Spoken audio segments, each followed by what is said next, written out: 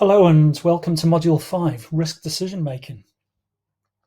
Now, if you've been following a logical sequence through the positive risk-taking materials, then you've come to Module 5 having developed your risk mindset in Module 1, looked at how we work with risk, analysing and evaluating and assessing risk in Module 2.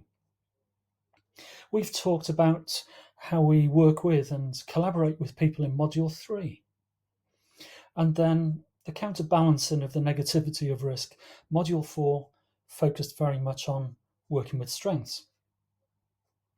Risk decision making brings all of that information together in what I think is the most crucial aspect of what we do when we're working with risk.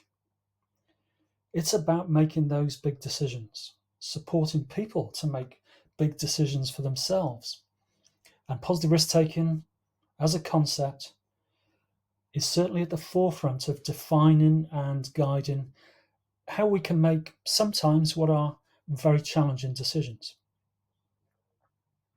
This module is drawing on all the previous information, providing you with thoughts and ideas and also resources to help you to manage the way that you make these decisions, how you apply a structured approach to decision making.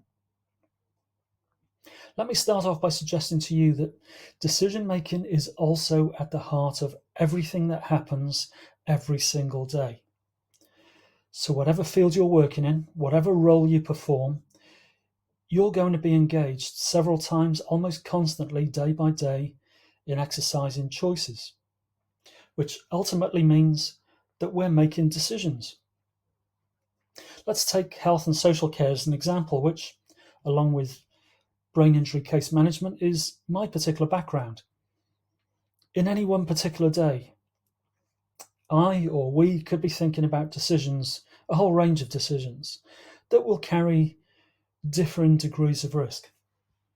It could be about how we make arrangements or rearrangements with people that we're working with, to be meeting up with them, how we respond to them when they're experiencing a crisis, how we support people to develop plans around the care and support that they need. Coming back to simple decisions about where, when, and how we might meet a particular client or person. Then if you're in a managerial role, you might well be thinking about staffing cover for the work that needs to be done on that particular day, the appropriateness of particular treatments or interventions with people.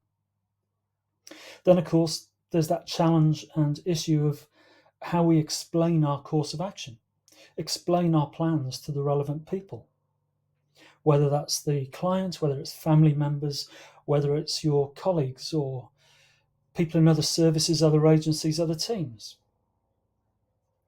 And again, focusing very much on you, perhaps if you're in a managerial role, you may be a supervisor, supervising colleagues.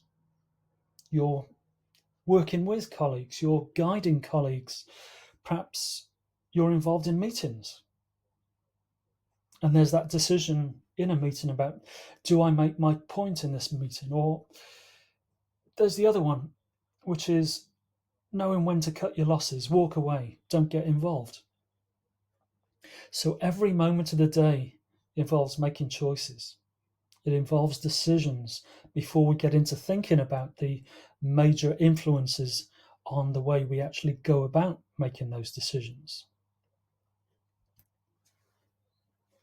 I've mentioned blame in some detail back in Module 1.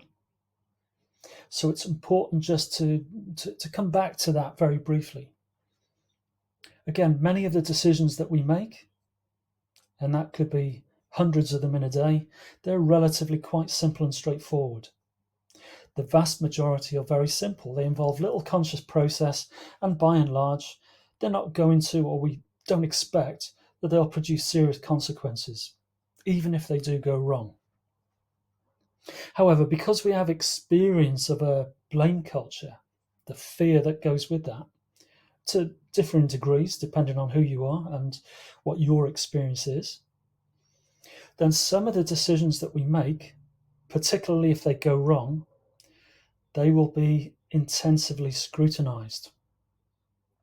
The danger is that, as we see from the slide, is that we could fear the consequences of decisions going wrong much more than we think about how do we move forward, taking constructive, positive decisions, getting the things right.